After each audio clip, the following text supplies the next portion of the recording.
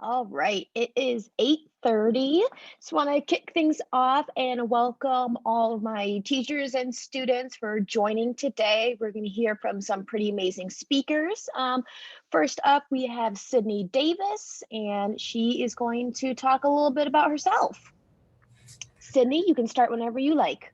Thank you so much. I'm so happy to be here with you all and to discuss some three hard truths about my career and what I do and why I do it.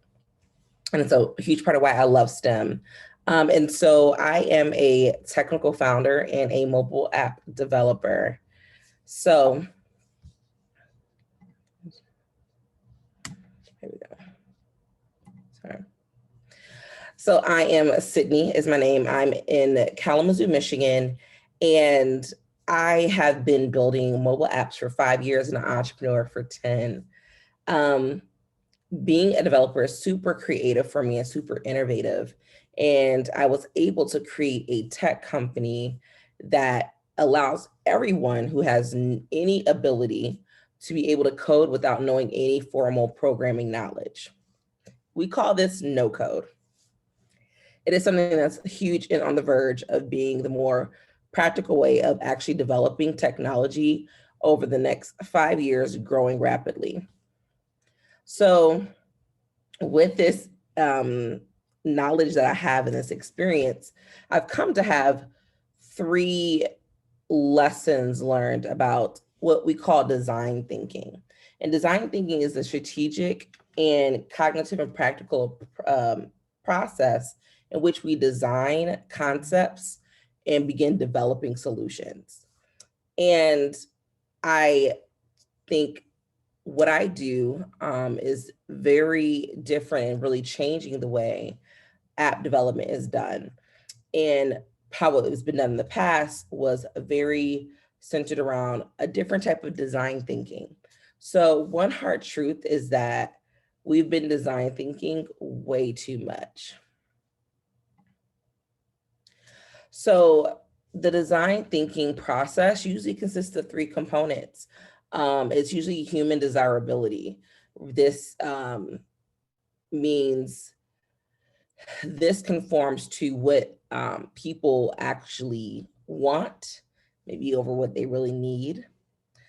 Technology feasibility. Technology has forever changed and it's always changing. I like to let people think about the evolution of a calculator.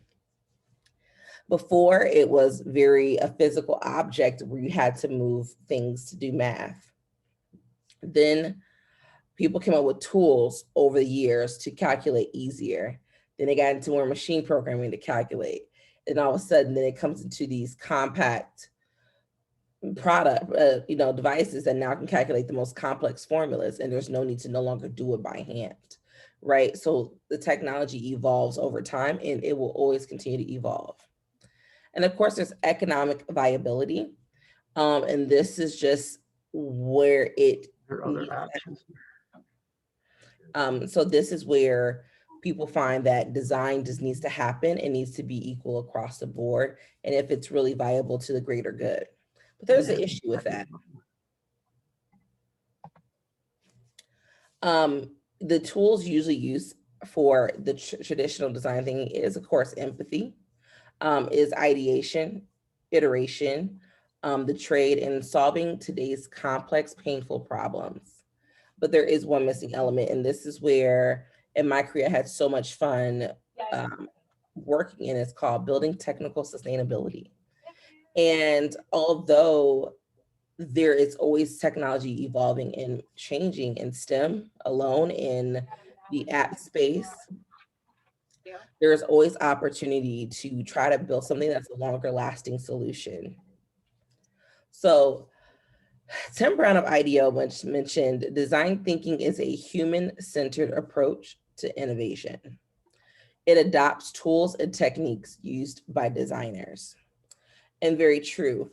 And if you're not familiar with app development, it is two components of it. There is actual development, which is completely back end. This is programming how an app actually works. And then you have front end development, which is how an app looks. And with those two, it's important that we work together, that I work to make sure both complement, to make sure the success of the back end that's working also reflects how it looks and how it feels on the front. So raising it to hard truth number two, a solely human-centered approach is actually unsustainable. We need a future-centered approach. As I mentioned before, the growth of like the no code space is growing rapidly to where people have always had to program things with complex languages like HTML or CSS. And these are acronyms for different programming languages that make websites function, or Java or JavaScript and Swift and Objective-C. And these are all just languages of different native app programming. And because there is a gap right now in people who actually know how to code, this gap is depending on people by their economic status. There's a gap based on where they live because they don't have resources. Maybe they go to an inner city school that doesn't offer, programming, and there's people who actually get left out of being on this learning curve of tech.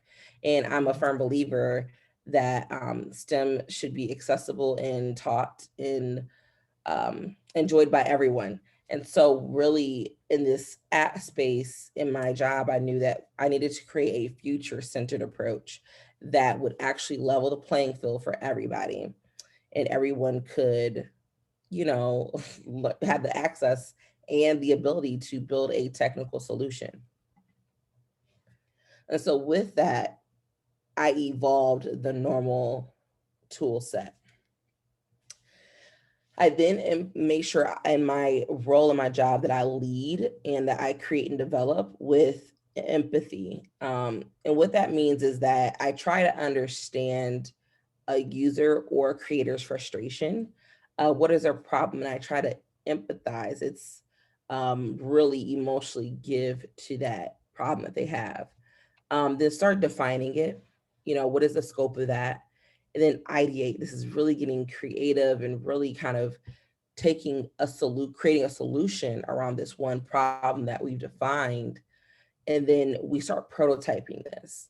So in my career, I do a lot of this prototyping, and a prototype is essentially where you create a mock of your idea and you go out and validate it. It means, is it really going to solve a problem? Does it really work for the user?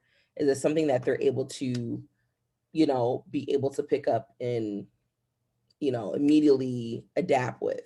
And then we start doing tests. We test this on platforms, test this on Android, Apple, webs, Apple Watches, different devices, different software versions from Android, KitKat, or whatever it may be. Jelly Bean, we just want to make sure that it works across the board, again, for concise and sustainability. And then obviously keeping to the purpose, why we made this solution in the first place. In my career, I work with, at any time, 15 to 16 projects at a time. And on my software platform, so on the platform where people can build their own apps without coding, I have about 54,000 users. And so as a founder and as a developer, people rely on me and my expertise to keep my purpose aligned, to keep it straight so that I'm not pivoting, and pivoting to change or to shift. And they're able to kind of keep some consistency to keep the test valid, right? And then we're designing a world that will sustain future generations. And what that means is that having this no-code solution keeps us flexible and moldable to keep shifting as technology changes. As we said before, it's always an evolution, right? Coding and tech is always an evolution. But here we now have a platform and opportunity to design something that could sustain for any and everyone in an equal way.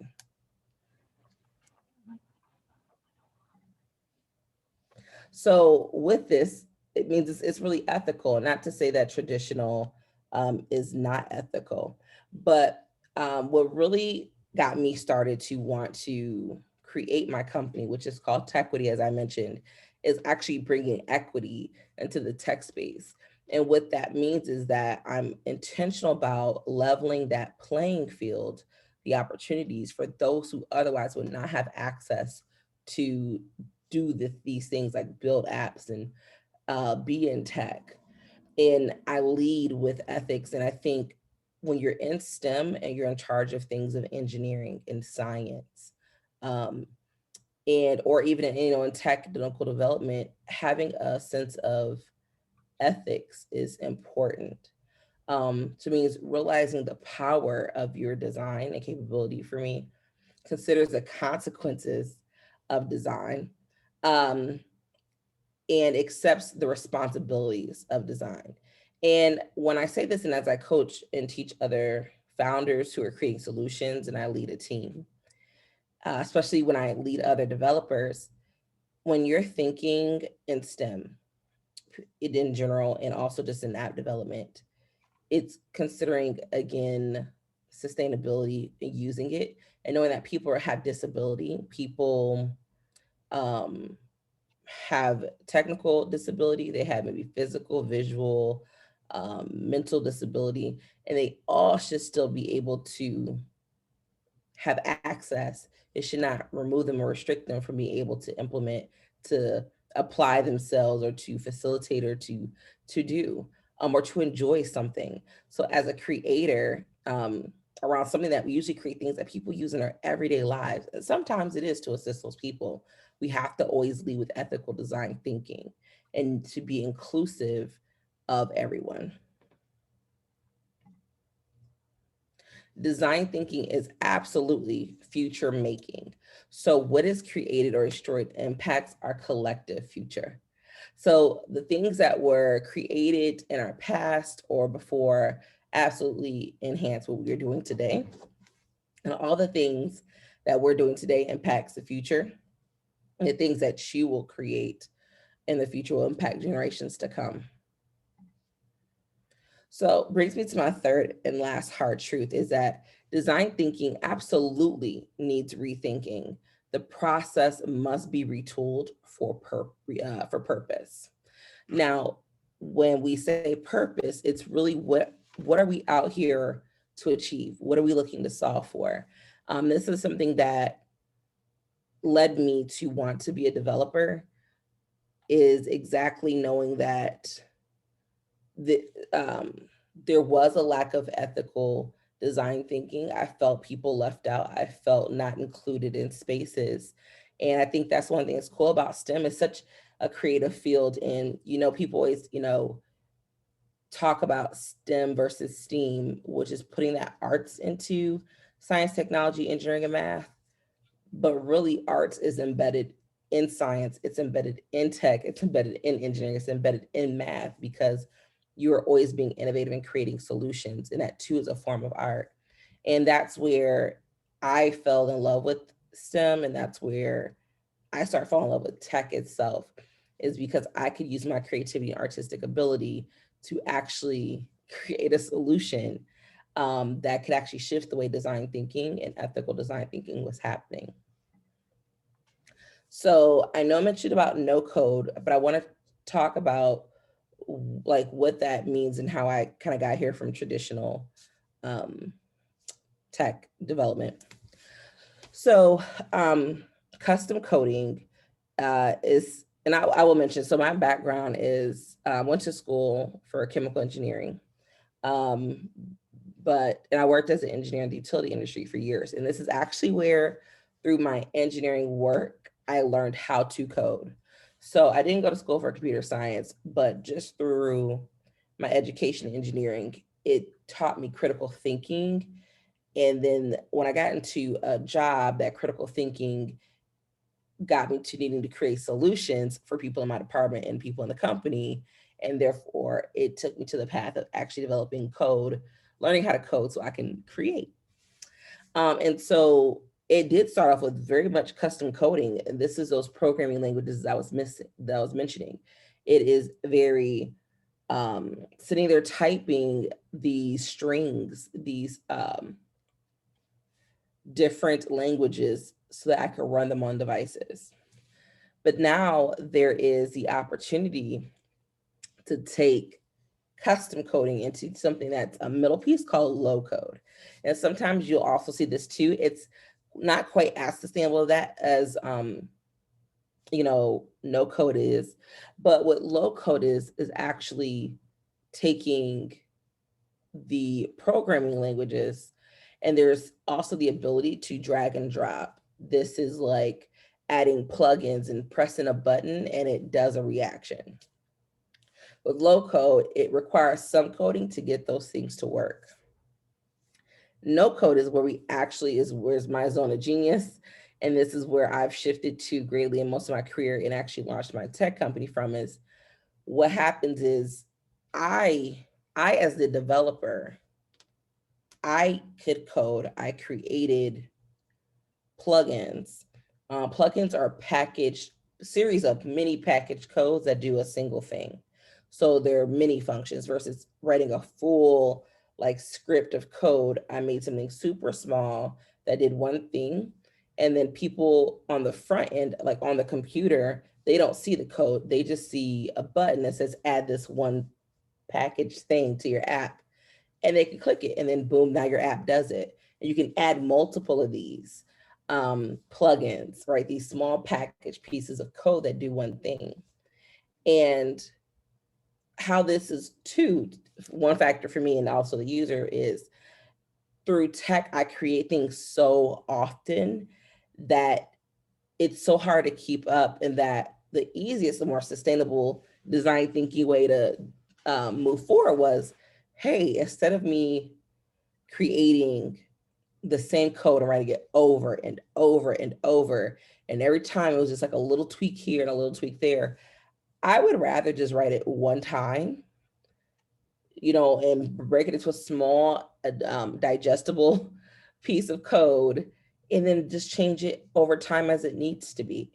That way, if something does change, like an app software gets a new release, I can go back and just change that one thing where it applies versus rewriting a full script, a full page of code. And so that's what no code is on the back end. And that's the benefit. And that's that sustainability piece and future design thinking.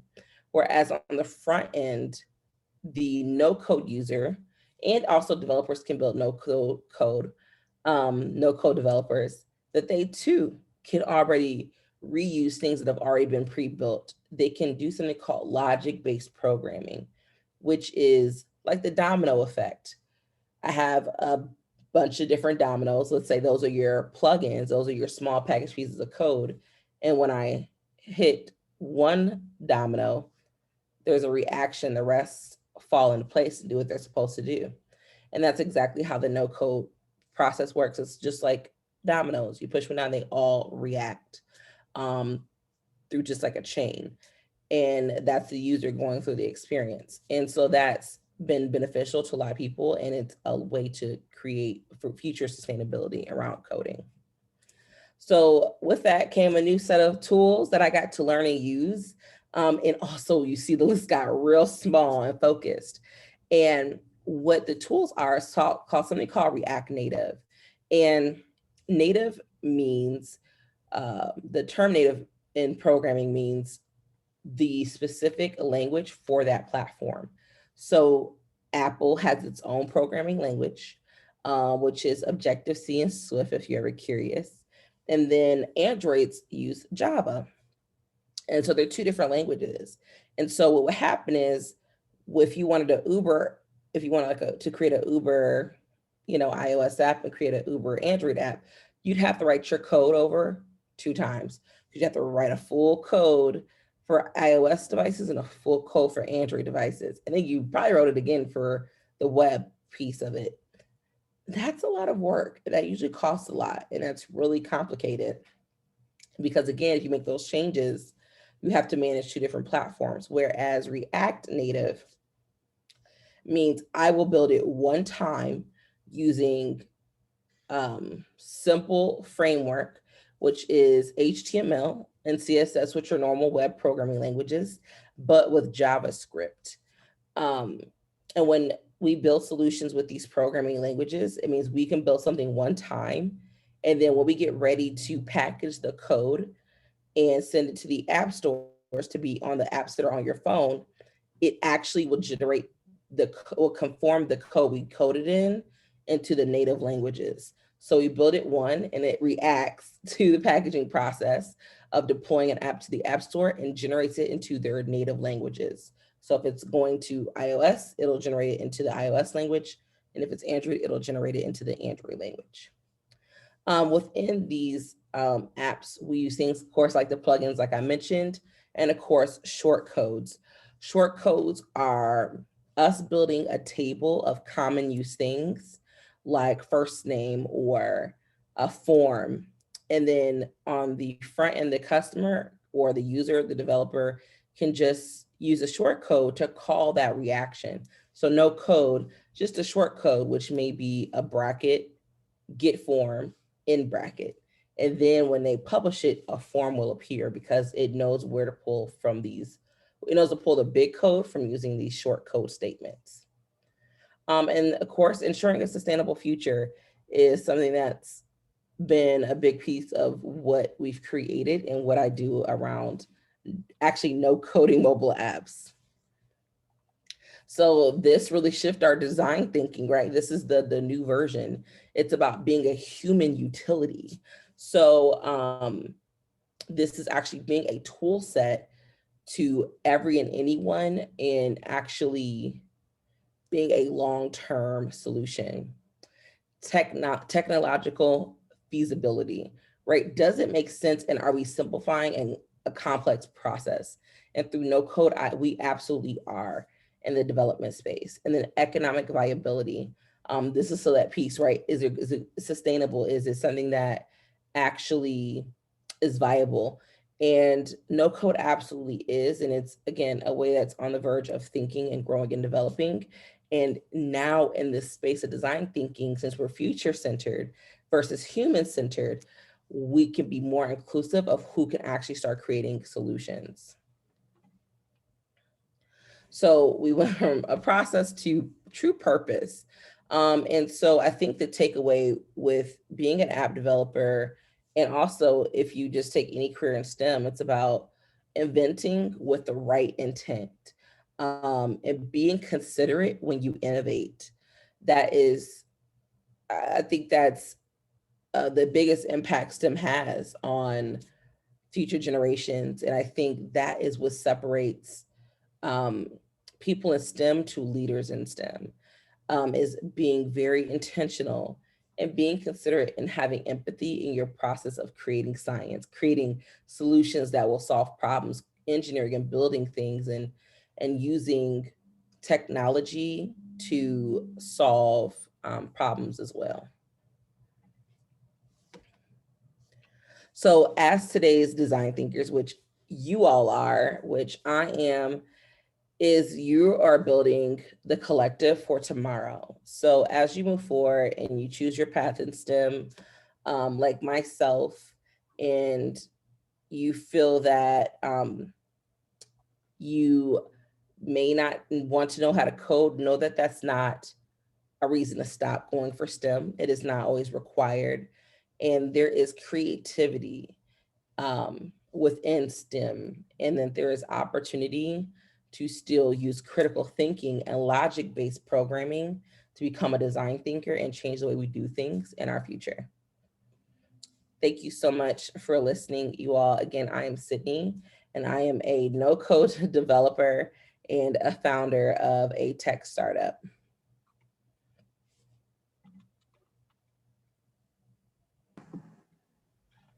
All right, wonderful. Thank you so much, Sydney. Do we have any questions in the chat for Sydney?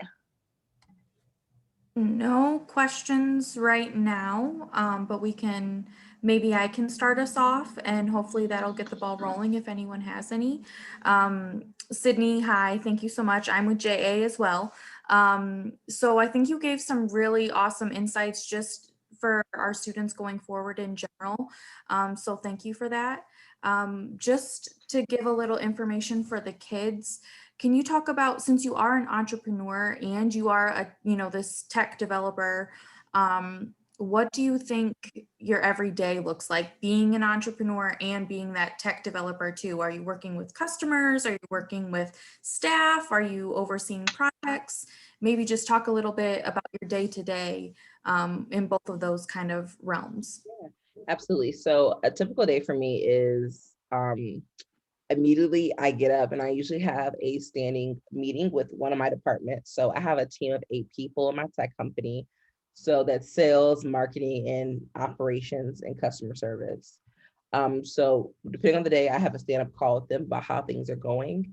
I check on all projects and I spend most of the day between emails and projects. So I'm building apps, fixing things, bugs, and still always educating my app users on my platform, how to keep using it to build their business or their innovative idea. So that consumes a lot of the day, and I usually wrap it with sending up project status reports to everyone. And on really fun days, I get to design, which is creating really cool graphic elements for apps and making them do cool things for some custom projects. Cool. So we do have a question in here. It says, what can students do now if they are interested in a career in coding? So if you're interested in career coding, I use this with students I teach coding to. We use Scratch. So you may be familiar with that already through Google CS First. They have at your own pace, do it yourself. You don't need a teacher. You don't have to go through a school if you want to do it yourself. And they have no code, drag and drop coding. So you can build games, you can build fashion things. I think this starts the ideation process, and it really starts to build that logic-based programming knowledge so that it really starts to train your mind more than anything. So that's where I would start right now. If you're interested in having a career in coding, is try using Scratch. It's a free open source tool to start building, and it tell you exactly what to do step by step. And students I've worked with have absolutely loved it. I teach it for after school programming, and I know it's free for schools to use as well. We kind of have a similar question. What can students do now to develop their skills? So here's another one. Why do Android and Apple have different codes? They have different codes because it goes back down to really people's ability. When someone created an Apple phone, Steve Jobs and his team, that's probably all they knew how to do was use that language. It's like speaking French and Spanish. I didn't do Spanish because I don't know Spanish. And someone who did Android just probably knew a different language. And that's just how things stayed for a long time and how it probably will stay for a while. Although Apple did change their language from Objective-C to, no, I'm sorry, they switched from Swift to Objective-C. But that's as simple as that. And that goes back to being fluid in having React Native so that you can build things no matter what the language is and they can move. Whereas now, because someone started building with what they knew how to do, they only knew this language, that's how they built it. And so that's why there's different codes. That is, unfortunately, that's the straight answer. It's like French and Spanish. You just can't do Spanish if you don't know it. Okay. It looks like we are at the top of the hour. So thank you so much, Sydney and Katrina. You can take over from here. Perfect. Thank you again, Sydney, so much. Thank you. So we have Heather speaking next, and whenever you are ready. All righty. And I see different grades. Is this 5th through 7th, or do we have any high school students on as well? I believe we also do have some high school students. Okay, awesome. I just wanted to check in and see who I'm talking with. All right, so welcome everyone. I haven't spoken with students in a while, so hopefully I made some notes. Hopefully I won't go too far off track here, but thank you for listening in today. My name is Heather Daly, and I am a managing director in our tax department at BDO USA. We're located downtown Grand Rapids. I'm originally from Grand Rapids, and I don't know if you can see me in the screen, but I'm calling in from sunny, beautiful Miami right now. I'll talk about some of the perks of my job in a moment, but I get to travel quite a bit for my job in accounting. So I am in Miami. I've been here since February, and I'll be back to Grand Rapids for the summertime where I'm mostly located. So I'll talk a little bit about what I do and what accounting is. My goal today, and some of you may have friends or family, parents, grandparents, aunts, uncles, cousins in accounting, so you may know a little bit about it. The main myth is that accounting can be just very numbers based and sometimes boring. And today I'm here to dispel that myth and talk to you a little bit more about the future of accounting, as well as kind of where the industry is going. So I'll talk more about what I do in a moment. This is my background. You can see on my educational history, I don't know if you know the man on the screen, but that's Tom Izzo, and we're very proud of him. I went to Michigan State University. I grew up in Grand Rapids, south of the city in the Kentwood area, and I went to Michigan State for college. I know that there's probably a lot of Michigan fans in the room as well, and we are still really sad about losing our first game in the tournament. I haven't quite found myself to rooting for Michigan yet, but because they're the only team left in the Big Ten in the tournament, I might have to change my alliance here soon. So I went into college not necessarily knowing exactly what I wanted to do.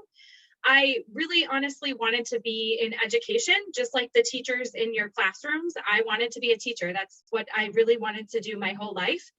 However, when I was going into college, I was going into college when we had an economic downturn, meaning a recession. And so at that point in time, I had to kind of rethink, if I'm going to pay for an education, what can I do to get a job after college, right? And that's, I think, what a lot of you are here is exploring different career opportunities. So I had to pivot if I wanted to be able to find something quite quickly.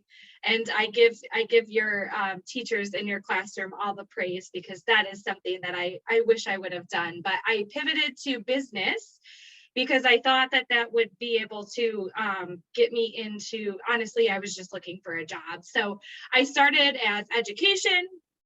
Then I went, well, in high school and all my life, I wanted to be in education.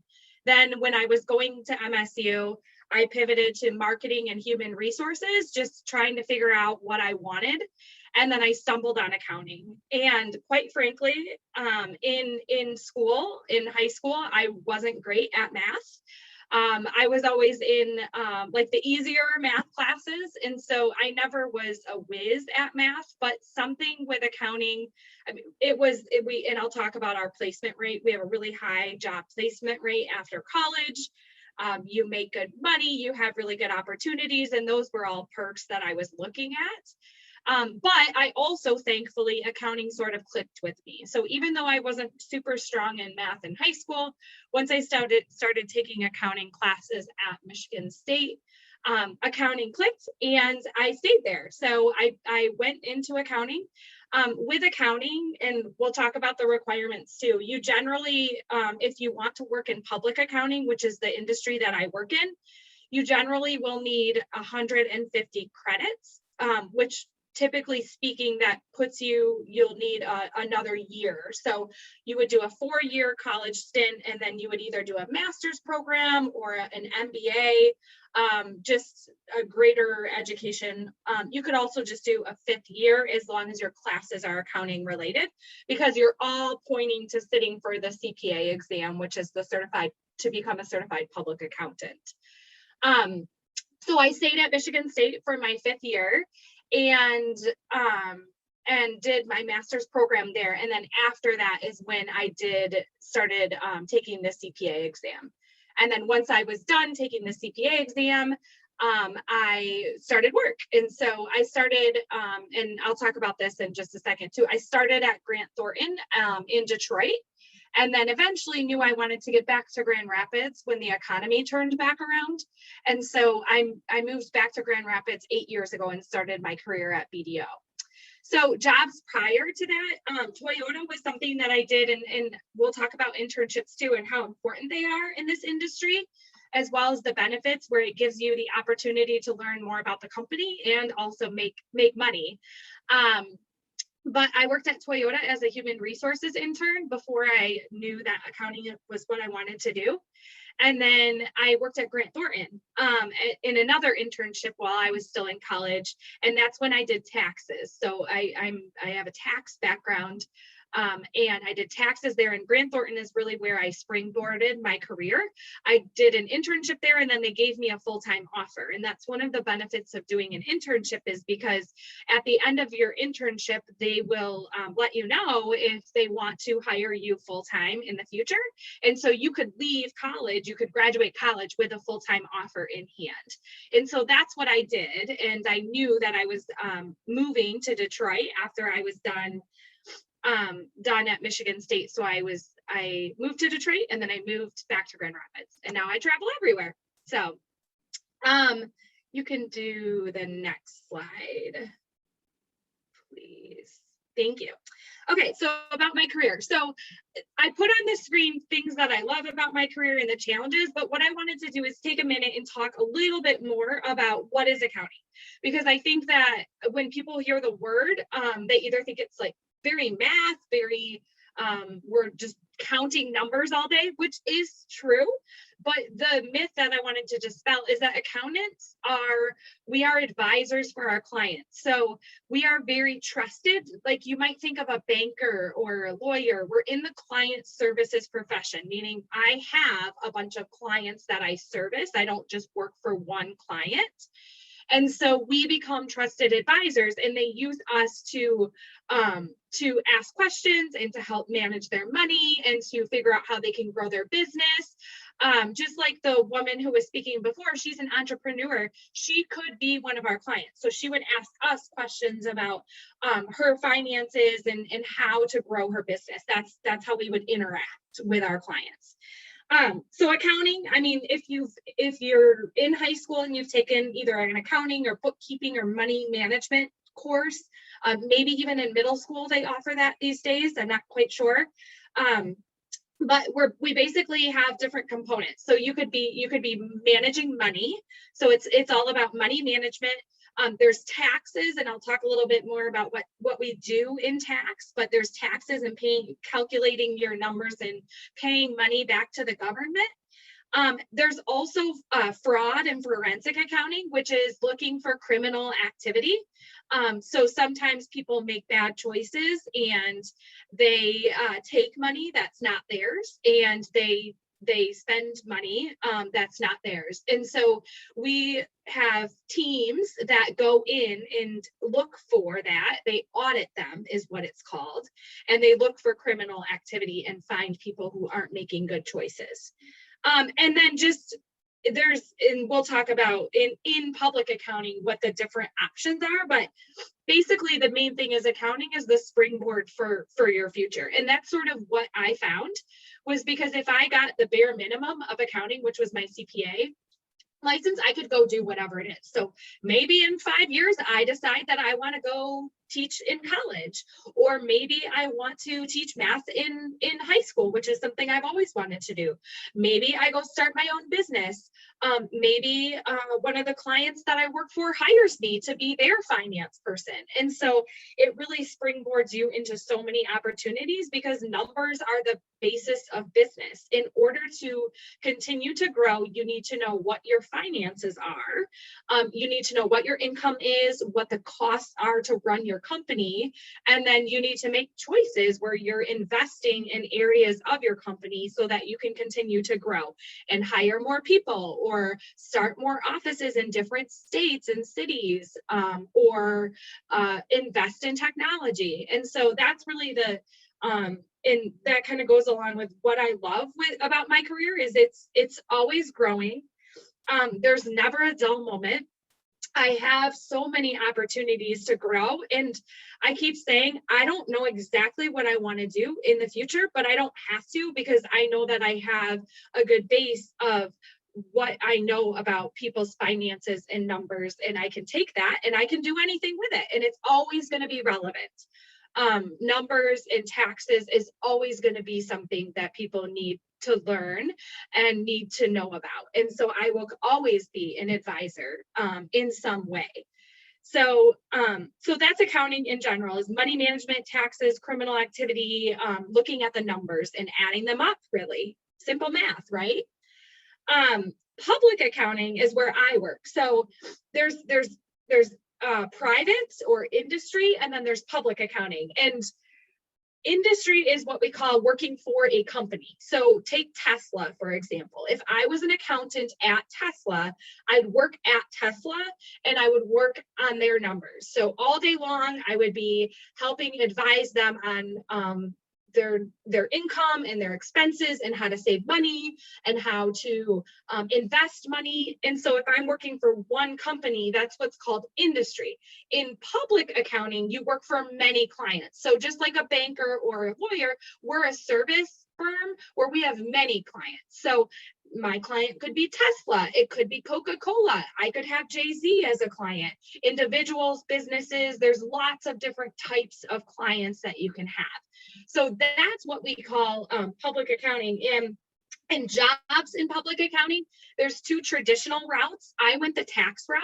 And so in college, they ask you, do you want to do tax or audit? And at that point in time, I didn't really know what was what. I honestly just wanted a job. So I just chose one and I happened to really enjoy it. That's what you can do with an internship. You can explore different routes. And that's one of the benefits of having an internship. But in tax, what we do is we take money earned during the year for our clients. So let's take Jay-Z, for example. I take his money and I see what he's earned during the year, and then I calculate taxes based on that. And I look for savings. I look for different opportunities to save him money. And then we pay the government for things like new roads or skate parks or parks in your neighborhood. So we take the income, we calculate the numbers due to the government, we figure out ways to save money, and then we pay the government that money. That's what tax is. And then audit, basically you take all the transactions during the year. So let's take Tesla, for example.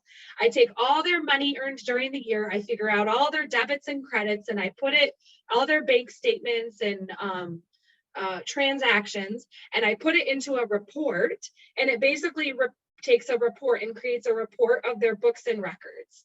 And then also auditors look for fraud. So they look to see, again, like we said, if somebody's making bad choices at the company and isn't doing the things that they should be doing, they look and see if there's any holes where they can find fraud. So taxes is looking for savings, calculating and remitting payments back to the government. And then audit is taking the numbers and putting them into a report of the books and records and sending that report to the owners or to the people who need to, sometimes to the banks, the people that require that information. And then they also look and see if there's any criminal activity going on at the company. I think, yeah, what next? Oh, and I didn't talk about challenges, but the main thing there is just when you're working with, so things I love, I talked about opportunity for growth. In my job, it showcases my strengths. So I used to be in tax and doing the number crunching like we were talking about. And now I help onboard new people to the firm. So the reason why I'm in Miami is because we bought a company down here, and I'm helping all the professionals learn about BDO and how they can contribute. And so I'm spending time down here with them. So things I love is it showcases my strengths. Our core purpose is helping others thrive, and that's what I get to do day in and day out. Challenges, as you can imagine, working for a bunch of different clients, there's a lot of different personalities, and you're constantly trying to please your clients because you're working with them. So sometimes you have different personalities that are a little bit difficult to manage. And then changing laws in tax, usually every time there's a new president, we usually have different law changes. So it's always changing. We're learning new things all the time, which is great, but it can be a challenge as well to continue to learn that. And then resources. We are really short on resources. And so we'll talk about that in a second. Our job placement rate is really high. And so if you are looking at a job in accounting and you're looking at your future and want to explore more, chances are you're likely going to be able to get a job when you graduate because we are short on resources in the industry. Thanks, Katrina. Next slide. All right. So I talked about this a little bit. Public accounting is the type of accounting where we have a lot of different clients. And so it basically I feel as though I'm running my own business. So with the clients that I serve, I am basically an entrepreneur running my own business. And so I have a ton of flexibility, a ton of autonomy. I work from wherever. Of course, COVID, we used to go into the office every day. COVID disrupted that a little bit, where people are working from home or different places. But in public accounting, one of the main things we say is you don't have an 8-to-5 desk job. You are working on teams, you're working for clients, you might travel out to a client, you might do social things with the client, you might do a community service event to get more clients and to be a part of the community. Community service is a big thing we do. You might do a recruiting event, like what we do at universities and colleges, just to try to talk to people about BDO. So there's a ton of flexibility in your day-to-day. No day is ever the same. In tax, what you're normally doing is working with a team, and you're working with your clients to look at their numbers, and you're working with a lot of spreadsheets and software to be able to take the numbers and put them on tax forms. So there is a little bit of a desk job element. There's obviously emails and phone calls, but lots of flexibility day in and day out to kind of just treat you as a professional and let you go about your day. And then career progression is there. The world is endless. I always say the world is my oyster. I don't know what it is I want to do in the future, but I'm moving up in the company. We have over 8,000 people. And just yesterday, I was talking to the CEO of our company. He was in my office. So the career progression and the opportunities are endless. And then variety. Every day is different. This morning, I woke up, got ready, got coffee. I'm talking to you all.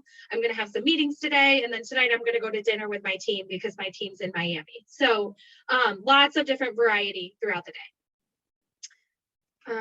Next slide. Okay. So I know I've been talking a lot, and we'll save a little bit of room for questions. So what a student needs to know about a career in public accounting. I put some slides on the screen just about BDO because I wanted to take a second and talk to you about the company that I work for. There are a lot of accounting firms, and there are several accounting firms in Grand Rapids in West Michigan, as well as Northern Michigan. I know this probably covers all of West, North, and South Michigan, but there are a lot of different accounting firms. And so there's a lot of different routes that you can go. And then, like I said, you can also go work for a specific company, which is what we call industry. But I put on this slide just different things that we're doing to educate students on what a career path at BDO might look like. And one of the things that I did want to highlight was we have a podcast series that just shows it's for students about what different jobs there are and what opportunities there are at BDO. So just taking a little bit deeper dive into what a student needs to know about getting a job, what your career progression would look like in general is you'd go to college or university and get an education after high school, and then you would do an internship.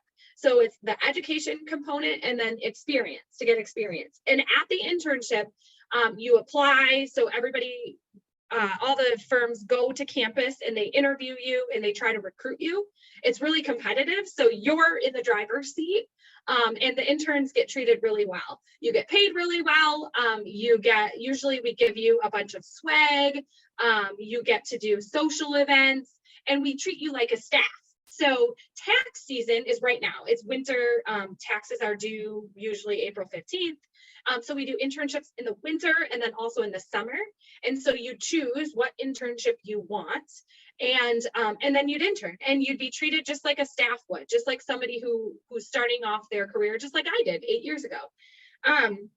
And that's how you get experience, and you get to interview us just as much as we get to interview you throughout that process. So during that process, you're deciding, are these the people that I want to work with? We're in the people business. It's not the numbers business, it's the people business, because our clients are the people that pay our bills and make us grow. And without clients, we can't do much, right? So we're really more in the people business than we are in the numbers business. And so you get to interview us just as much as we're interviewing you, and you get to decide, are these people that I want to work with? Are these people that have the same values that I do? Do I enjoy what I'm doing? So you get to go through that thought process and decide if this is something you want to do. And then at the end of your internship, generally, you will get a full-time offer. And so then you can accept that full-time offer or go look for a job somewhere else. All the meanwhile, you're working on your CPA exam. So that's the exam that I was talking about to become a certified public accountant. And so that's something that's a uniform exam throughout the United States. So I'm a certified public accountant in Michigan, but I can do public accounting in Texas or wherever. And then when you take your full-time offer, you become a staff. And then the end goal for most people is to eventually become a partner in the firm. So the partners at BDO own the firm. And they're the true entrepreneurs, but all along the way, you feel entrepreneurial in spirit, because you're always talking to your clients, getting to know their business, learning about them, learning about their challenges. They might have a manufacturing issue, or they might want to open an office in a new state. And generally speaking, because you're their trusted advisor, they're going to come to you with all those questions. So you get to feel like an entrepreneur throughout your career. Let's see. Oh, and then before I know we'll do a few minutes for questions. The other thing I was going to say is what do we look for? We look for people with a wide variety of backgrounds and viewpoints. We want people who will take ownership in their career. We're looking for entrepreneurs to help build businesses and to drive growth. We're always consulting with our clients. We're looking for people with a willingness to learn, as well as good communication skills. So the things that you're doing now, even listening to this conversation and starting to understand what accounting is and what you could do with accounting once you have the knowledge of it, is a start. You even listening in today is a start to get to know what we do. And you can continue, talk to your friends, talk to your family, talk to people you know in the industry, ask for a job shadow, and then eventually, if it's something that you know you want to do, pursue that career in college and look for an internship. And all the meanwhile, display those skills that employers are looking for, which is just all around great person with a great positive attitude and a willingness to learn. So with that, I will turn it over to Katrina or Shelby with any questions. Perfect. Thank you, Heather. Shelby, do we have anything in the chat? Maybe we'll give the students a couple minutes to ask their teachers if they have any questions. Yep, we actually just got one. So it says, what does BDO do? What services do they offer? Yeah, good question. I know I didn't even get a chance to talk about my company. Here I am just blabbering. So we're a public accounting firm, which means we have many clients. We have thousands of clients. So we advise our clients either in tax or in audit. We also have advisory services, but basically we have over 60 offices in most major cities. We have offices all over the globe. We're an international firm. We have 9,000 employees, and in Grand Rapids, we have 2 offices with 300 employees, one downtown and one by the airport. So we have many clients, and we either calculate taxes for them, or we give them their numbers in a report, which is that audit feature, and we look for criminal activity. So here's another question. So why is your team traveling to Miami with you? So I used to do taxes. I was the one crunching the numbers and putting them on a tax form and figuring out what money is owed to the government. And that's the great thing about accounting, is because you can start in one path and then go to different paths. So my path has actually changed. I'm still a CPA, but my path has changed more into onboarding and a little bit of human resources if I look back at my job. But my job is to onboard new people to the firm. So we acquired a firm, we purchased a firm in Miami in January, and my job is to onboard them to the firm. So to welcome them to the firm, to show them how to use our software, to introduce them to other people at the firm. So me and my team moved down here for the winter, which is a great time to be in Florida. So I have 3 people with me down here. We all live down here for a few months with our spouses, and we are interacting with the team here every day and just showing them all the great things about the company. Awesome. So we have one more question. It is, what's your favorite thing about accounting? Honestly, and I think I've been saying this probably to exhaustion, but growth, the opportunity. I'm one of those people, I can't settle. I'm always looking for the next opportunity. I get bored easily. And so it's very funny, because when the traditional sense of accounting is that you're a bean counter, we call them, just counting numbers all day long. And oh, there's my face in the middle of the screen. And that's not the case. There's every day is different. You're either out in the community, or talking with your clients, or looking at their numbers, or looking for ways to save them money, or maybe you're mentoring somebody. We have a really good mentor and buddy program. And so what I like most is just the variety. I'm not ever sitting at my desk just on a computer all day long counting numbers. That's not it at all. And the room for growth. No day is the same, and I have endless opportunities. So even though I say I don't know exactly what it is I want to do in the future, I know that with my knowledge of finances and numbers, I'll always have a job. I'll always make money to be able to help me do things like travel and do fun things. And that's just kind of the baseline. And then from there, I can figure out what it is. So I love working with people. I love helping people. I love interacting with people. Well, that's really great, because right now I'm working with people day in and day out and showing them all the great things about BDO and why we are welcoming them into the firm. So why we're excited about the fact that we acquired them. Okay. Well, thank you so much. I think you gave such a good, well-rounded view of accounting and all the things about it. So I think the students really got a lot from that. So thank you so much. Awesome. Well, thank you, everyone. Have a good day. Thank you, Heather. See you back in Michigan. All right, thank you again, Heather. Up next, let me see, we have Jeff Taylor of Hammer 9, and he is going to do a presentation about himself. All right, my name is Jeff Taylor. I'm a representative with the Michigan Regional Council of Carpenters and Millwrights. We cover all the state of Michigan. We partner with thousands of contractors across the state of Michigan. We are also part of the UBC, the United Brotherhood of Carpenters and Joiners of America, that covers all of North America, the US and Canada. So what that means is we can work anywhere in the United States and Canada. So if we decide we want to move to a different area, we're still a member and just go out in that area and work. Now we cover 3 trades or 3 apprenticeships: carpenters, floor layers, and millwrights. All 3 of our apprenticeships are 4 years long. There's no cost, no out of pocket. We cover books and everything.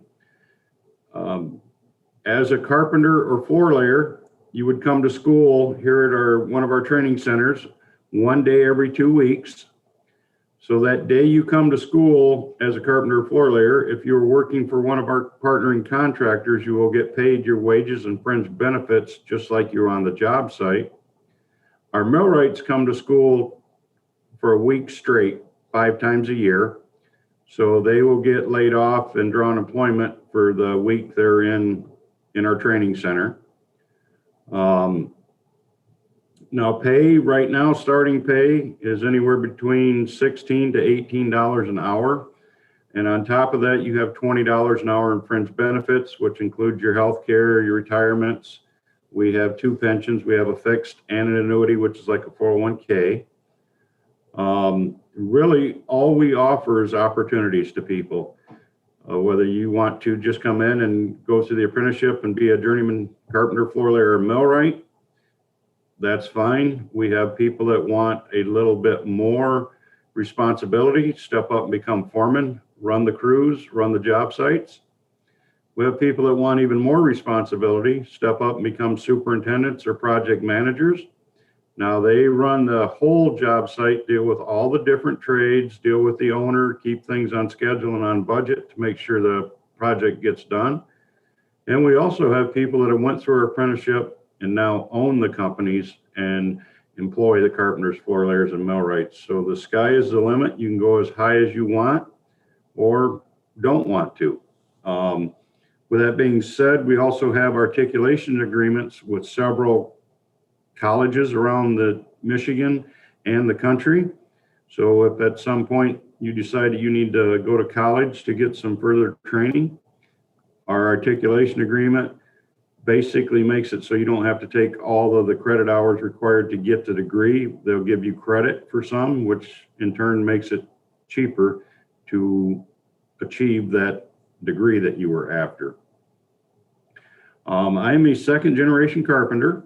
My dad was a carpenter and second generation union carpenter. And so I learned about this trade and these opportunities from my dad, is how I knew about them. Some of the reasons I like working in the trade is I like that it's constantly changing, it's constantly evolving. Always new job sites. Basically, we work ourselves out of a job. So we're always going to new places, new locations. We have different kind of work that we do. So one day I could be doing concrete forms, later I could be doing metal studs and drywall, and later I could be installing trim. So my work is constantly changing. It's not getting boring. And we're constantly around new people. We're constantly meeting new people. So I like the fact that it offers the challenges and the fact that I'm not stuck in one place. That's pretty much it in a quick nutshell. I will open up to any questions that anybody might have. Thank you, Jeff. So I guess I'll start off the question. So what exactly does the schooling look like? Like how long is it? Like the journeyman process. I know it's amazing that you guys really cover all of the expenses. I think that's something that that will interest a lot of students. But I guess what is more of these schooling process? Okay, as I said, for the carpenters and floor layers, they come in 1 day every 2 weeks. I like to refer to it as there's 4 semesters in a year. So you'll have 4 classes. Now, by classes, I don't mean the day that you're in school. I mean the subject that you're studying. So you'll have 4 subjects in a year that you'll study. Now you'll come to class 1 day every 2 weeks, and each subject has 6 different classes, 6 different days you'll be in our facility, in our building. So again, it takes 4 years to get through our programs. So depending on what subject you're actually in, what semester, will depend on what you do that day that you're in class. Now, when you're in class, most of our classes are hands-on type classes. So you'll come in, spend a couple hours in the classroom, going over some homework, maybe taking a quiz, but then you go out in the shop and you're actually constructing and building things. So if you're in, say, a wood framing class, you're going to be building walls and standing walls. If you're in a concrete class, you're going to be forming up concrete forms. So that would all depend on what class you're in. Another thing is the requirements to apply to our program. You must be 18 years of age, must have a high school diploma or GED. You must take the work keys math test with us. Do not panic. That is not a pass fail. It's just you have to take it. The lowest score you're going to get is a 3. The highest score you can get is a 7. And then you must pass a drug test. So there's our 4 requirements to get into our program. So I hope that answered your question.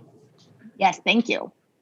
We did get a couple from the students. I think you just answered. It says, when you start, is it a hands-on experience with an instructor as a carpenter? Yes, like I said, we do have a couple classes that start off that are pretty much strictly classroom. Our orientation and math classes, you're not going to be out in the shop. But after that, when you'll be out in the shop, and I like to say that, you know, on a normal Monday through Friday, 2-week schedule of 10 days, 90%, 9 days you're out in the field working, 90% of your knowledge will actually come from doing the trade. And 1 day or 10% of your knowledge will actually come from being in the classroom. So hands-on portion is a very important part of our learning process, and most of your training will be hands-on. Great. Another question. So it says, my students want to know if he works for his own company and then subcontracts out, or another construction. Not sure if I really understand that question, but I will do my best to answer it. And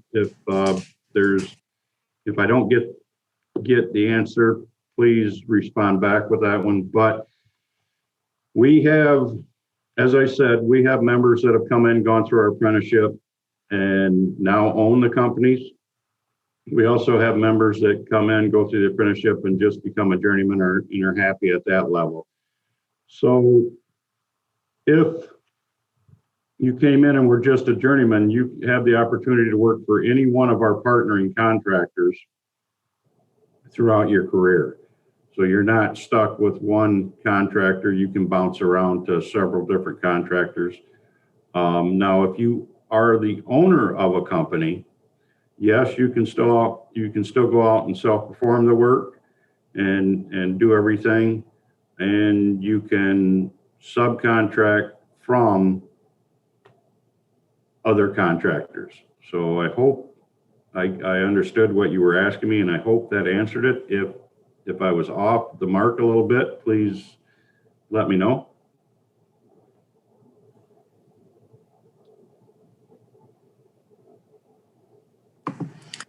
They said that was a good answer.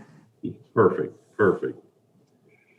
I have one more question, Jeff. Is this something that students can start now if they're 16, 17, 18, or is this something that they have to have a high school diploma for? Again, as I said, our requirements to apply or to get started must be 18 years of age, must have a high school diploma or GED, and then must take the work keys math test and must pass a drug test. Now, if you are not 18 years of age yet, say you're sophomore or junior in high school, we recommend that you look at your local tech centers in the counties. They have building trades classes there. We recommend that you look at trying to get enrolled in those to get that experience and that learning. It's going to give you a step up. We will take people that have never touched a power tool before, have no idea what construction is, and start them right beside somebody who may have been doing construction for 10 years. So we take a wide variety of people in experience level wise, but we find that people that come in with some experience usually have a easier time getting started than somebody who has no experience. So if you're under under 18 years of age, I really can't do anything yet for you. If you're real close to turning 18, so if you graduate, we'll say June 1st, you're 17 years old, and in August you're going to turn 18, get a hold of us and we can start working with you and getting you in the pipeline. But we have some state law, federal law, and insurance issues that we deal with anybody under 18. So that's why we cannot do much with the younger personnel. We do have another question. So would you, just so people would have a leg up, do you recommend taking shop or woodworking in middle school and high school? Do you think that would get them started on the right path? Yes, I do recommend that. Now, not everybody will have the opportunity to potentially take those classes, but I do recommend it. It gives you an opportunity to get some exposure to some of the types of tools that you'll be asked to use. Get you used to reading tape measures and understanding some of the lingo or language that we use. But as I said, we will take people in who've never been around it, who have zero experience. So if you're unable to attend any of those kind of classes, don't be discouraged. We still take people in. And as I mentioned, that we have kind of have our own language in the trade. It's not new words. It's just, you know, when I say, hey, we're going to frame up a wall 16 inches on center, it's that kind of stuff. If day one you understand what I'm saying there, you're going to feel a lot more comfortable than somebody who's never had any experience in it. I just unmuted my microphone and stuff, and I don't know if you can see me. I'm in a classroom, but up in Lakeview, so north of you guys quite a ways. But we normally have a 7th grade woodworking class here, but because of COVID, they canceled it this year. But our students do get to experience shop class in 8th grade at the next building. And I heard you talk about measuring for one thing. I only have the students for 9 weeks when I do have them for woodworking. What are some other basic skills besides the basics of measuring and using a hammer and that kind of stuff that do they really need to focus on? For us, I would say number one priority is have a good attitude. Attitude is everything. With that, show up every day. If you've got a great attitude and show up, we can teach you how to read a tape measure, how to do all that stuff. So I would say those are the top 2 priorities is having a good attitude and showing up every day. Now, anything above that, like reading a tape measure, experience with power tools, helping a parent or a friend do some kind of construction, all goes over and above and will assist you. I know we live in a fairly rural area, and construction jobs are some of our best paying jobs up here. We do have a lot of lakefront areas where there's a lot of places that get, homes that get built and that kind of stuff. So we have a lot of construction jobs. And for a lot of our kids, that's our opportunity for some of our best paying jobs if they want to stay local after they graduate. So I always thought it was important that we have classes like that to get them trained somewhat. And right along with that, a journeyman carpenter up in your area, their total package, what they make an hour is $44 an hour, roughly $43, $44 an hour. Yep. That's their on-check pay, their health insurance, their 2 retirements. And I quote it that way because the way we do it is our contractors don't pay for our health care and our pension. We vote whether we want to take money basically instead of putting it on the check and put it into health care or put it into a retirement plan. So if we didn't choose to do that, all that money would be on our check. We'd be making $43 an hour on check. And I guess to give you guys some examples, like I said, we have 2 retirements. We've got an annuity, which is just like a 401k. So whatever money you put into that, you will see your compounding interest on. You can draw that all out at once or a little bit at a time when you retire. But once that money's all gone, it's all gone. You're not getting any more. Now our fixed pension though, the way that's set up is we put in $13.24 an hour every hour we work into our fixed pension.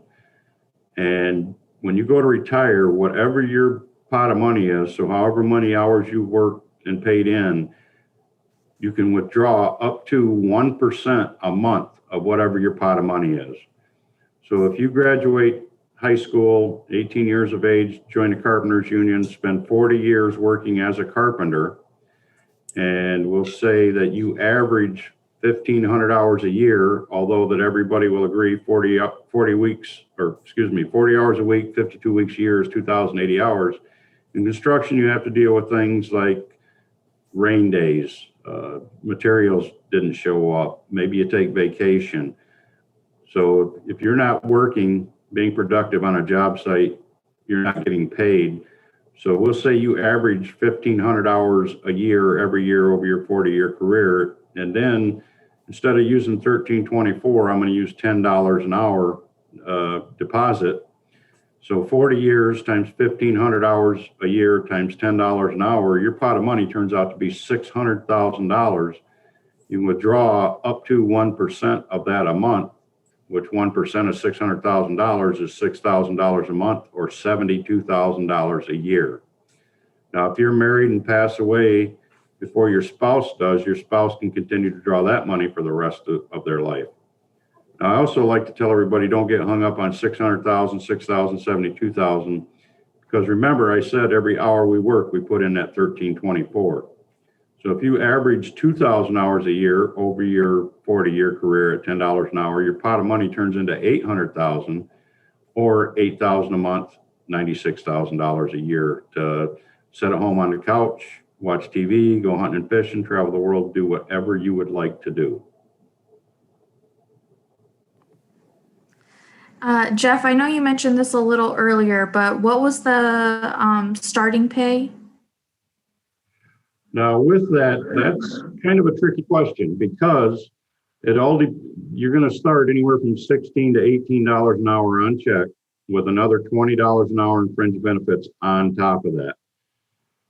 Now, unlike going to a factory where you know you're going to get 40 hours a week from the day you start, with us, it all depends on how many hours you work. So, you know, I use the road and bridge crews. We have carpenters out on the roads doing the bridge work. So every time you drive down the highway or drive down the road and you see a bridge having work done on it, those are carpenters out there. Now they work from April to November, and then they're shut down over the winter. The state of Michigan says that we can't work on bridges during the winter time. So they only work April to November. Now, when that April to November season is, they could be doing 60, 70 hours a week every week during that. And then when the winter time comes, some of them go to work for commercial contractors so they can keep paying into their pension and making that pot grow. Others choose to take the winter off to go hunting and fishing. And others choose to take the winter off to go to someplace like Florida and stay warm. So it all depends on the individual. All I can tell you is what our hourly rates are. You can make over and above, so a contractor can pay you more than our contracted rates. They just can't pay you less. So that's completely up to an individual on how much they can make a year. But we regularly have some people in the trade making over 6 figures a year with the choices they've made. And we have other people that only work 700 hours throughout the year. So it's completely up to an individual on how much they want to work. Okay. And then I have a question. Where do you see the future of this job going? Do you think it'll continue to change? Do you think we'll need more people in this to have these skills? Or I guess how do you see the future of this job going? Okay, it's not really a job as much as it is a career. And where do I see the future of it? Right now in our Wayland Training Center, we have 6 training centers throughout the state of Michigan. In our Wayland Training Center, we are wanting to bring in 200 carpenter and floor layer apprentices a year, and roughly another 70 millwright apprentices a year. We have, for the last at least 5 years, we've had 20 members a month retire, leave the workforce. So we have to replace those 20 members with new apprentices to maintain the volume of work we have. And our contractors have work out there that they can't bid because they do not have manpower to put on those jobs. So we need to bring in more numbers than that to provide opportunities for our contractors. As I said, we partner with thousands of contractors, so the work opportunities are there. They're going to be there for a long time. We've had last probably 15 years, we've had a slowdown in people coming to the trades, which is almost worked out perfect for the individuals I'm talking to, because it's created so many opportunities in your near future with older people, the baby boomers retiring and leaving the industry. We need people to fill those spots, and we don't have them sitting on a shelf, so to speak. So there's plenty of work opportunities now and going forward. And now these trades are constantly changing. I guess the way I want to put that is, I'm being second generation. I've seen all the good and bad out of these trades, to where when I was a young kid, I had every toy that I ever wanted. To my few years later, the economy dried up. There wasn't any work. My dad couldn't find a job.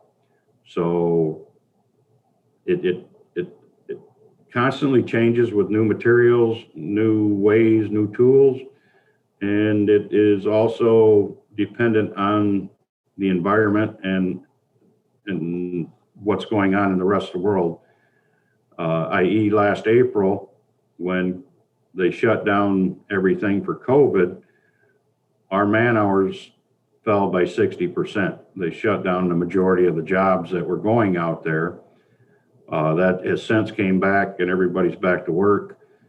We do not really have anybody on our out of work list right now. So every time a contractor calls in for looking for people, we don't have people to get them. So there are plenty of work opportunities now, and as far as I see going forward in the future. Awesome. Thank you so much. This is obviously a very important career for kids to consider, so I'm glad that you shared some information with them. Katrina, I guess I'll pass it over to you. Perfect. Yes. Thank you again, Jeff, especially with our Northern Michigan schools. As they said before, this industry is really important for them. So I'm really glad you were able to join us today. So thank you again, Jeff. Doesn't look like there's any more questions, and we are getting close to our next speaker time. So again, just want to thank you for your time, Jeff, and we will get the next speaker lined up. Well, thank you for having me. We've also got an apprenticeship website, realapprentice.com, that everybody can go look at and hopefully answer some further questions they might develop. And it's got more contact information if they develop questions. That is realapprenticeship.com. So thank you. Thank you, Jeff. All right, and then our next speaker, Morgan Daly, has arrived. She is here. Morgan, you have the ability to share your screen. So if you would like to share your screen, you can do so. Can everyone see my screen? Yes, you are good. Okay, perfect. So thank you guys so much for having me come speak today. I'm very happy that I can talk to you a little bit more about my career and what I do at my current job and what I have done at my past job. So just to introduce myself, my name is Morgan Churchwell. I'm the Career Navigation Coordinator at KTC. It's also known as Kent Transition Center. So I work, if anyone has heard of Kent ISD or KCTC, the Tech Center off of the Beltline. I'm one of those partnering programs in the building. So, oops, got a little happy. All right, so just a little bit about me. I'm a native from Grand Rapids, Michigan. I graduated from Forest Hill Central High School. And for my undergrad, you know, that's always a hard process. Where do you go? What do you want to do? You know, some kids go off to trades, some go to college, and some start their jobs right after. So I know for myself, I grew up with two parents that are educators. My dad was a principal, my mom was a principal at the Kent Career Technical Center, and then also at the building that I'm at. My dad was a teacher at East Kentwood High School. So education has always been ingrained in me. So I knew one of my goals after high school was I wanted to receive my bachelor's degree from an accredited university. So I decided to go to Eastern Michigan University. I also ran cross country and track there. I studied communications because I know that's always hard. Like, okay, now that I got into college, what do I want to do? So I knew I always liked communicating with people. I knew I always liked working with people, and communications is so broad. So it's always good to have another minor to go along with that. So some of the things that I enjoyed growing up was I always loved movies. And so that's how I got into electronic media. So I did things from film to radio, television, all in a cluster of that minor. And that's some of the things that I also get to do in my job today. I knew further down the road that, like, okay, most of the time, you know, depending on what career you guys want to go into, sometimes a graduate degree is required for that. I knew that if I wanted to keep progressing in my career, and especially for something that I want to do, you know, I knew getting going into a graduate program was going to be important. So I'll get to that part of how I got into my grad program, but I also got my graduate degree in business management at Davenport University. And so then went on to get a certification in career development. So talk a little bit more about how all of these random things kind of form into one or multiple careers. So how all these degrees kind of combine together. So the jobs that I've had before coming here to KTC is I worked in higher education and also career services. So I worked in the admissions department, and some people are like, what is admissions? So while I was in college, I was really involved. While I was also on the track team, my coach had me basically help her with all the recruits coming in. So I gave them tours around the campus.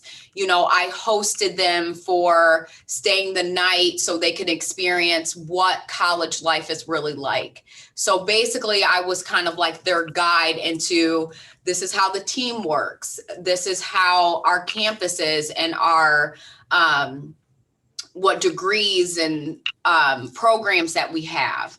So that got me really excited. I was also on some other committees. So I was really involved in my undergraduate program and also on the track team. And so then that got me into admissions, because you always want to think of the people that are your closest mentors. Who are people that you look up to? Who do you eventually want to be? So while I was in college, I really looked up to my academic advisor. So that's somebody that you sit down with every semester. You go over your schedule, what your classes are. And that was a person that really helped guide me through my undergraduate career and really understanding, you know, the world of work and what you need to do. So I was like, you know, I want to be like you. So he was like, you really should get into admissions. So all the things that I was doing in my undergrad that led to a job. So I started working in admissions for nursing students. So students that were interested in nursing. Some of these students also had a bachelor's degree, maybe in psychology or some sort of sciences, and maybe didn't get into their first program. So this was like a second chance. I also worked with graduate nursing students. So this was for Northeastern University, and that's out of Boston. So that was really fun to go to and, explore and visit, because this was a big school. And then, I moved back to Grand Rapids, and that's where I worked at Davenport University. And I worked in admissions, so helping guide people through the application process. So now that you're interested in this, okay, how can we get you in and get you to meet the following requirements? So that can range looking at people's transcripts, talking to them about different programs, and just kind of getting them excited about the process. Because if you think about applying for things, you're like, where do I even start? So in admissions, you're that front guide. You're doing presentations, you're talking to so many different people, and really helping them get to their end goal. So I worked with both graduate and high school students, just like you guys are also some of you that may be interested in furthering your education after school. And then I moved on to work in career services at Aquinas College. So, a small liberal arts school here in Grand Rapids. And in career services, you focus on, okay, what do I want to do for my career? What are my interests? So I would sit down with students and we would go over, okay, what degree are you in? Are you undecided? And we would talk about their passions and interests and how that aligns to a job. And one of the things, you guys, is when we're thinking about our careers, we really want to be in a place and be in a program that's a good fit for us and a good fit for our personality. So as you are in high school, you're learning about yourself more. It's really good to just think about those things. Okay, if I'm not an early morning person, maybe I need to consider a job where I work a little bit later. Or if I'm a person that I like to get up, I have a lot of energy, then, like those morning jobs are probably really good for you. So just things to consider when you're looking at different careers and different job positions.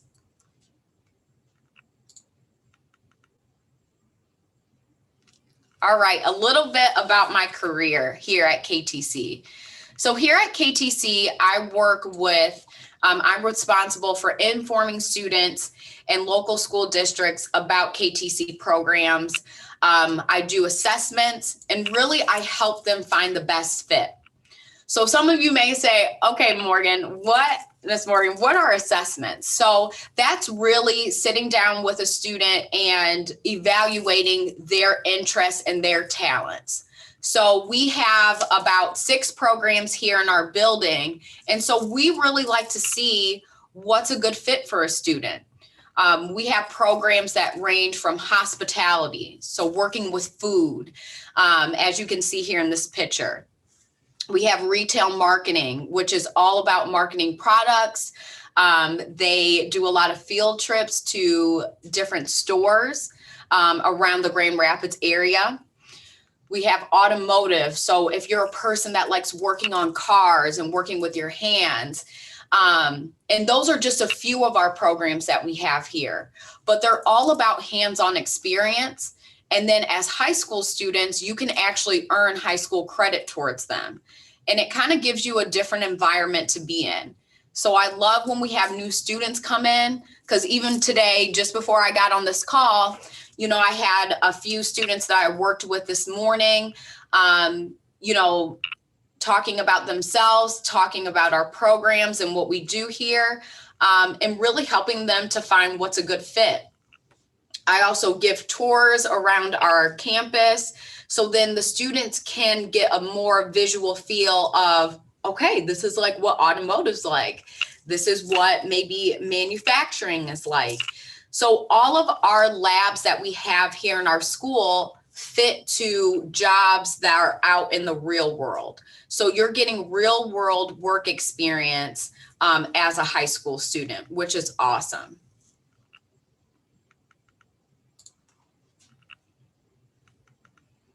So a little bit more about what I do. So I just wanted to share a tour video, our virtual tour video that we have, just so you can see a little bit more about KTC and what we do here.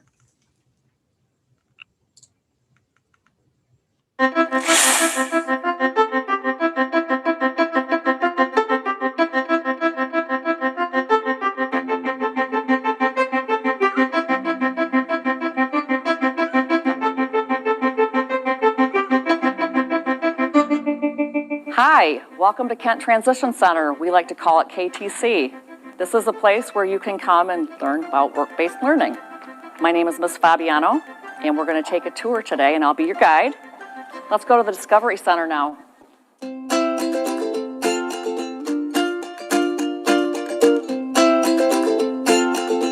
Welcome to the Discovery Center. My name is Mrs. Morgan, and we're here to show you what you're going to do on your first step to KTC. Here, you'll have the chance to see the students from each of our programs. Then you'll have the chance to try out each activity for yourself. After that, your next step is a tour to see our programs and labs in action.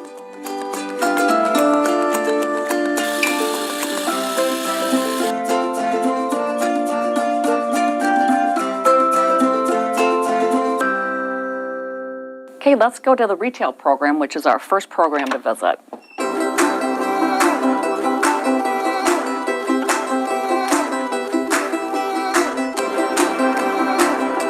Hi, welcome to Retail Marketing. I'm your teacher, Mrs. LaFergie. Did you know Retail Marketing has 2 stores? This is our gift store.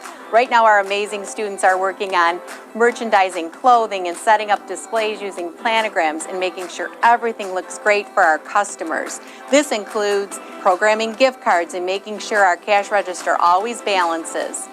Then in our snack store, we work on stocking, purchasing, selling products, and again, customer service.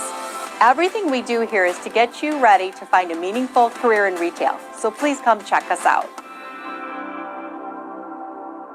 So let's go check out the culinary program.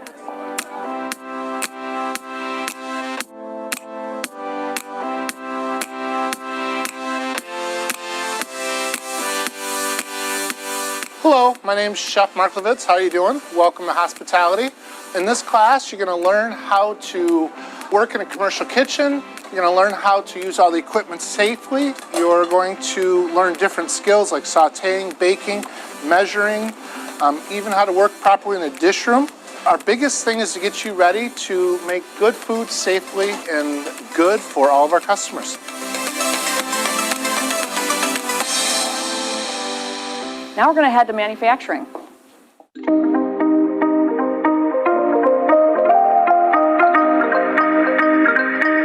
Welcome to KTC Manufacturing. Our manufacturing students build and ship toys and furniture for people all over the country.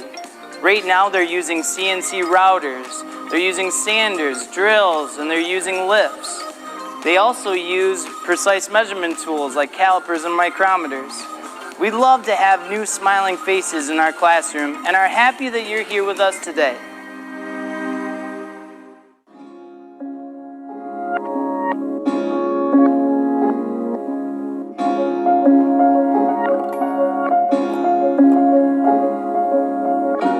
Hello and welcome to Kent Transition Center. And as you can see, we have lots of kids here. In this classroom, we are learning about the health and safety of children. We also are learning about how they grow and develop. Something else that we work on in here is about the learning environment, making sure that we have the tools and supplies needed for all children. And then we talk about the family and community and how important that is to early childhood. We also take learning outside our classroom to teach about family care, helping students prepare for careers assisting others. We teach skills needed to prepare you to take an introductory certified nursing assistant course next. You can make a difference in the lives of both children and adults as you help them learn, grow, and live well. Now let's go check out the Automotive Center.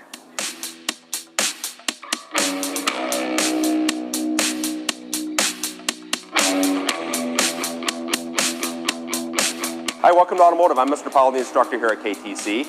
In Automotive, we're going to prepare you for a job in the entry-level dealership setting.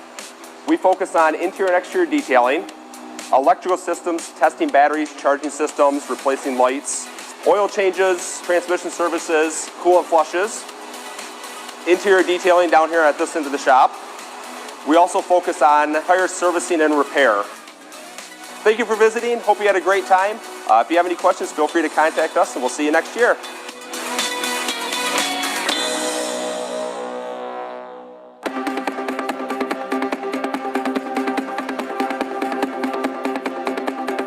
Thank you for coming to KTC and the Discovery Center. We hope to see you next year.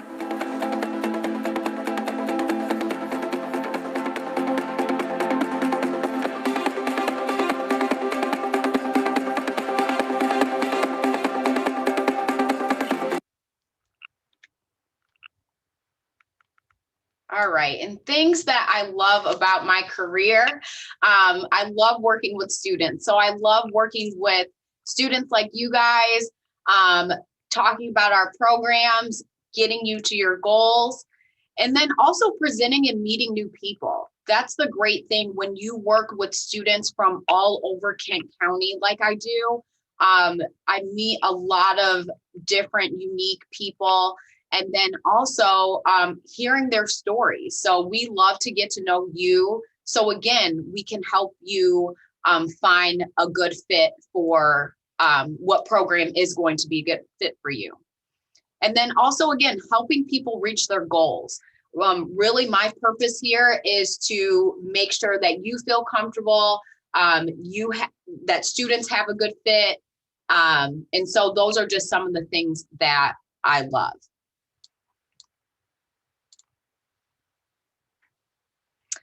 Some things that are a little challenging about a job, and just like every job, you guys, has their challenges. So some may be personal, of like, okay, this is like really a lot of brain power. I really got to think about these things. But some of the things when I'm working with students, I'm also in charge of what we call enrollment. So all prospective students coming into the building, I keep track of that. So I have to do a lot of reports throughout the year of like who's come in, what programs have they visited, are they interested in. So I have this whole big spreadsheet of all the students that come in our building. And so I really have to be very organized, and it can be very time consuming. So, and then also working with different people. As you guys have jobs, you'll work with people that are a lot different than you. So you always have to figure out what is the best way to communicate with that person, to get them motivated. Just like we're in school right now, and maybe you have someone that you're like, you know, they're different from what I would do, but you also have to embrace people's differences. And then also the last thing is being innovative. This job is changing so many times, and especially now that we have gone through COVID, I have had to really think on my toes and think of new things and be innovative. And yeah, we kind of had to change up how we do some of our programming, and maybe even how we set up our area so it can be more regulated, more spaced out, so everyone is safe. So you really got to think of some creative ways in order to make new things work.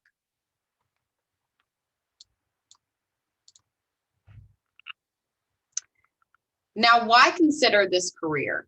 Well, with that, if you have a passion for education, and at first having parents as educators, I first thought like, I don't know if being a teacher is a good fit for me, but I work with a lot of teachers. I work with students. I have a passion for education. And this was a good gateway opportunity that was good for me. And then also, if you're a person that likes talking about careers and the trades, this also makes it a good fit. And then also, if you like presenting, if you like being informative, if you like giving people the information and getting excited about the things that you're passionate about, people really appreciate that. And then also working with people. If you're a person that likes working with people, trying new things, you know, going through admissions and career services, again, love meeting new people, love hearing their experiences, because you can really learn from each other. And then also having a challenge. You know, admissions and enrollment is changing all the time. And so if you are someone that, okay, we got to change this, we got to think about new ways, new processes, then this is a good career to consider for that as well. And so, yeah, the processes are big. Anytime that you're dealing with admissions and, you know, how can we make this better for people? It's always a process, and you do want to have things set in place. So if that's something that's part of your personality, this can be a good fit as well. And then I just always love to show our pictures, just so you guys can get an idea, again, about my job and what I do here. So what a student needs to know. So what students may need to know about a career is finding a mentor. You guys really, as you're growing, look at people that inspire you. Ask them, what did you do? How did you get here? I have found finding a mentor and someone that I can look up to a little bit has really helped push me to good career choices. And also getting involved. I think that was the second best thing that I've ever done is, you know I'm the type of person, like, I raise my hand in class, I volunteer for stuff.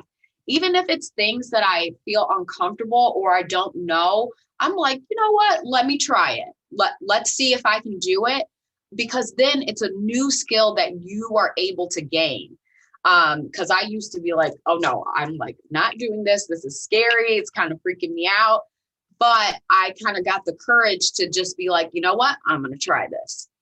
And then again, asking questions. People love when you ask questions to them, because then they get a better idea of stuff. And then it's new to you. And I think the types of paths that students need to take to be successful in a career is, again, get some type of education. It doesn't always have to be your bachelor's degree. It can be a certification. It can be going into a career center and just getting something to, you know, get to the next step. And also volunteering in an education setting. If you have a passion for this and a passion for working with students or eventually getting there, get yourself exposed. If there's any opportunities that are out there in your community, take advantage of doing those. And then also consider some nonprofit work too. They're always looking for volunteers. They're always looking for people to help, but that can expose you to other things around your community.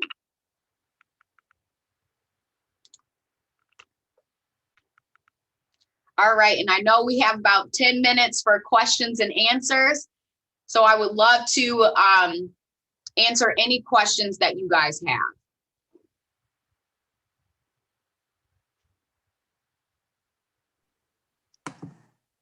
All right, let's see in the chat. So we have one question. Who are your inspirations, or who do you look up to? So honestly, I look up to my parents in a way. I think, you know, when you're little, you're kind of like, oh, my mom and dad are bossing me around. But my dad, as I got older, I asked him, what was your favorite job, or what was your best job? And he honestly said, being a teacher. He loved it. He embraced it. I know while being young and now reflecting back on that, I saw a lot of his students respect him. And that's inspirational right there. And my mom has always been a very strong person. So I think just seeing her confidence, and also my parents teaching me that, like, Morgan, if you have the drive, if that's something that you want to do in life, then you need to do it and you need to push yourself. So I think that advice has really helped. Wonderful. How do the students get to come to your center? Is that something that the school needs to schedule, or this is something that they can come to with their parents or other family members? Yeah, so since we work with all the schools in Kent County, when students have a counselor assigned to them, or say like a case worker, a social worker at their school, that contact gets in contact with us, and then we help start that process for that student. So it's as simple as talking to your school counselor. Wonderful. And then I guess what's the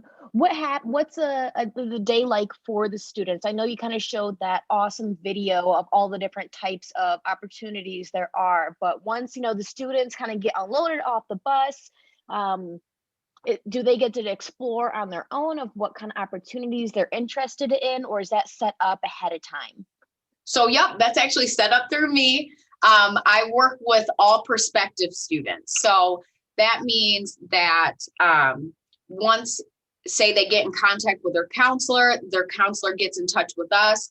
Once they come off the bus, we have a 2-part process. So the first part is what we call a sneak peek. So so the student, just like in that video, can see all the programs that we have here. So we give a presentation, we give a tour, and then the second part of the process is the student actually has the opportunity to come and visit a program. So basically they get to be a student for the day. So again, your counselor schedules that. And then when you come to KTC in the Discovery Center, you see me and my partner, and then we kind of do a little assessment with you. We get to help you get dressed in your uniform, and then you can experience that class. And then that way you can let us know, okay, like Miss Morgan, Miss Laura, I love this class. I want to enroll next year. And then we communicate that back to your counselor or teacher. Wonderful. Another question in the chat: what is the best part of your job? Working with students. That is literally the best part of my job. I know it's always like they get very nervous when they come because it's a new place. And I'm like, this is no big deal. Like, come on, we got you. And we just have a lot of fun here. And we want you to feel comfortable. And so basically, we want this to be a second home for you. So we just love working with students and hanging out with you guys and getting to know you. And I work with a lot of people that are also invested in student success. Wonderful. Another question in the chat: how did you know you wanted to go into this career field? Well, again, growing up with educators, I was like, I knew I didn't want to be a teacher, and I love teachers, by the way, but I knew that wasn't quite a good fit for me. And with all the things that I did in my undergrad with, giving people tours and like kind of being the host. And then my academic advisor was like, Morgan, this is a job. And I was like, it is. So he introduced that to me. And then I you know, kept asking people questions. What do you do in admissions? What's that like? And got my first opportunity and seriously have loved it ever since.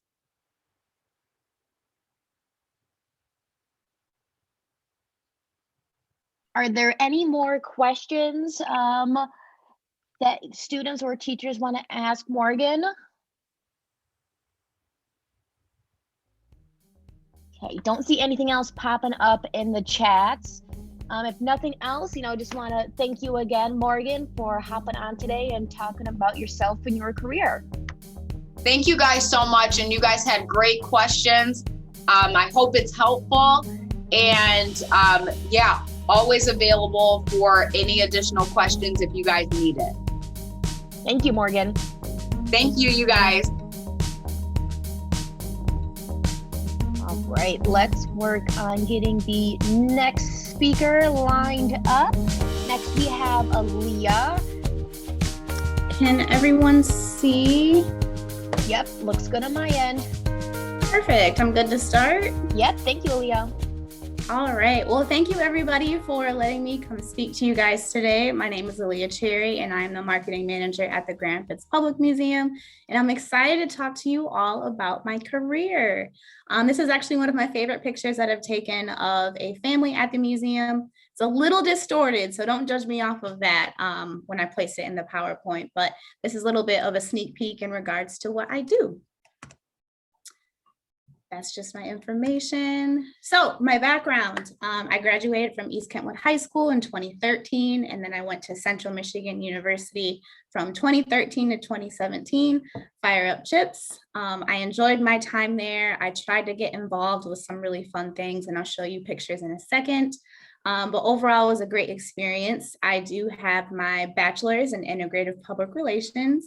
And if you don't know what that is, it is hard to explain, but essentially it's just making sure that your business or organization has a mutually beneficial relationship with the public. So let's say I'm selling hair care products. I want to make sure that everyone loves my hair care products, loves the services and products that we provide, and that we all have a good relationship with each other. And that is done through social media, campaigns, and I can talk to you guys more about that in just a second. As for previous jobs, I've done a lot. I've only been in my role for about 1.5 years. So before that, I was a marketing intern at Celebration Cinema. I was a public relations specialist for Art Prize for 2 contracted terms. I actually worked at Junior Achievement. I'm not sure why I did not put that on there. I'm so sorry, but I love my time there. I was about 1 year in there before I had left, but I was a company program coordinator. So I got to work with kids all the time, which was awesome. And then I did other not so fun things. When you graduate from college, sometimes the transition isn't always as easy as you would like it to be. So after I got done with my glamorous internship and my position at Art Prize, I had to be a secretary at an elementary school where I worked with kids 5th grade and younger. I had to do weird things like pull lice out of hair and stuff like that. So it wasn't glamorous, but I made it work. I was also an academic interventionist, and I was also a server. So again, not very glamorous. I worked 3 jobs at once, but I kept it together and I was able to get the experience I needed to get to where I am today. And then also I've done public relations for the Grand Rapids Drive, and I currently work for the Pistons as well on the side. And I can talk to you guys more about that in a second. But here's some fun pictures. This is me from college. I got to do some really fun things. I was a director of public relations for the program board, and that was a student-run organization that had the largest budget on campus. So we would bring in celebrities to come perform concerts. We brought in comedians and other fun events. So if you've ever seen the show Orange is the New Black, Laverne Cox in the top left picture, I got to meet her.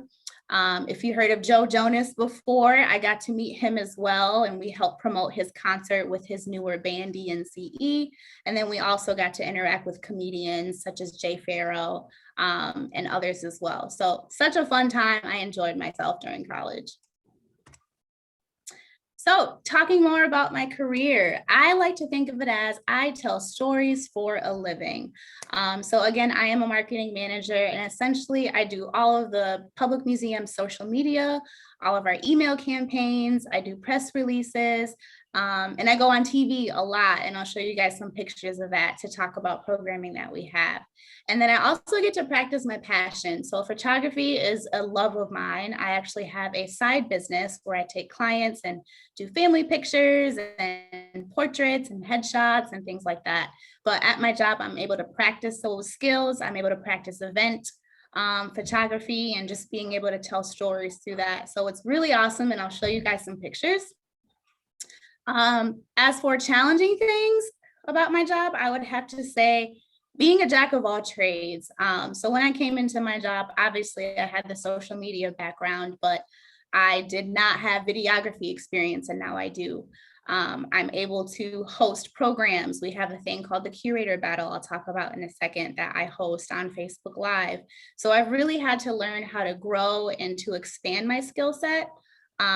With COVID, I'm sure you've all have seen businesses have had struggles with their budgets. So with that, I had to make sure that I was very marketable and that I didn't have any reason for my job to let me go. So I made sure to expand my skill set, improve my value to my job so that they would keep me as long as possible. And I'm really glad I have these skills now too. So it's really fun. And whenever or wherever I go next, I'll be able to add that to my resume. The next thing for challenges, deadlines are super hard sometimes. I'm sure you guys are familiar with that. In marketing, it's very crucial that you meet those deadlines. And a lot of the time it's before the deadlines that you need to meet. So we really have to work ahead all of the time. If you've been to the museum, you know that we have tons of exhibits that come throughout the year, and we prepare months ahead of time. So right now we have exhibits in 2022 that we know about, and right now we're thinking about materials to put together so that we can get the public to come in. So again, deadlines, but then there's deadlines before the deadlines. Another tough thing is crafting public language. So what that is any materials that you see that organization puts out about something. So we have a Lego exhibit right now. So making sure to tell everybody that there's a small upcharge and that Kent County residents get a discount on the exhibit. Just making sure that we're putting out the information as clear cut as possible so that everyone can understand it so that they don't have questions afterwards, which is our goal. We want to make it as simple as possible so that people will come in, purchase tickets, and have a good time. And then lastly, I'll show you guys a picture of this. Social media ads, they're super hard. Oh, these are some pictures of me on TV with Fox. My boss is on the right-hand side, and we got to this was for the Bodies Revealed exhibit. I'm not sure if you guys have heard about it, but we had the representative from there come. She did interviews with us. She brought real specimens, so I got to hold a real brain. She had a couple other organs that she brought with her as well, so that was really cool. And then the top right corner is a curator battle where we partner with other organizations like John Ball Zoo and Frederick Meyer Gardens to compete to show some of the best things that our organizations have to offer. So really fun opportunities that I get to do and participate in and actually lead as well. And this is that really scary social media ad I told you guys about. They're really hard because you only have so many characters to fit something in to make it sound really good and enticing to get people to want to click on that link. So it gets really hard to say the same thing over and over again, but making it captivating so that someone will want to come visit us. And then these are just some pictures. This is of the Lego exhibit that we currently have. Again, I have so much fun being able to take pictures and practice my photography skills. This one was from our Roger That event where we had tons of really cool experiments and virtual reality games going on at the museum. This is from that same event. So again, just telling that story through pictures, knowing what moments to capture so that it really entices people to want to know more about what you're posting, or actually just skip that part and just come spend their money with us and have a good time with their families.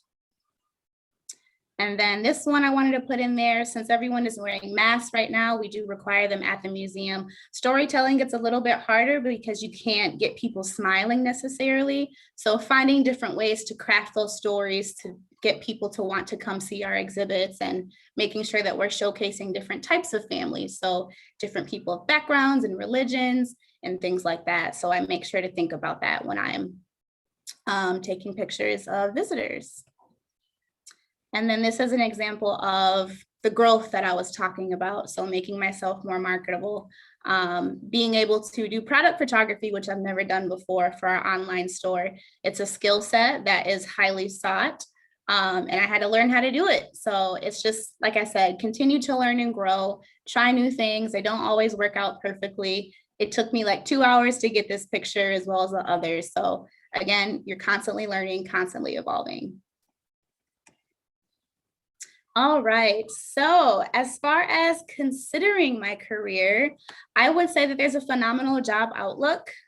Since COVID, we all understand that a lot of businesses went to working from home formats. And with that, you have to entice your audience to continue to interact with your business, especially if they're not in person.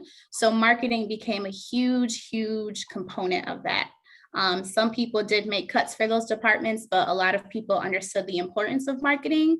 And with that, you can have the best product in the world or the best service, but if people don't know about it, you're not going to be able to make the money and to get the word of mouth that you need. So marketing is especially essential now in the time of COVID. So again, a phenomenal job outlook going forward. Second, you can work in any sector. Marketing is so broad, everybody needs it, no matter what your business is. It could be trucking logistics, it could be cat food, whatever it is, you need marketing. And that's the beauty about it. So you're able to have that flexibility in regards to what field you want to go into and how you want to use those skill sets. And then marketing is constantly evolving. If you're a person that gets bored with things easily, or you're always looking for the next best thing, this is probably the field for you.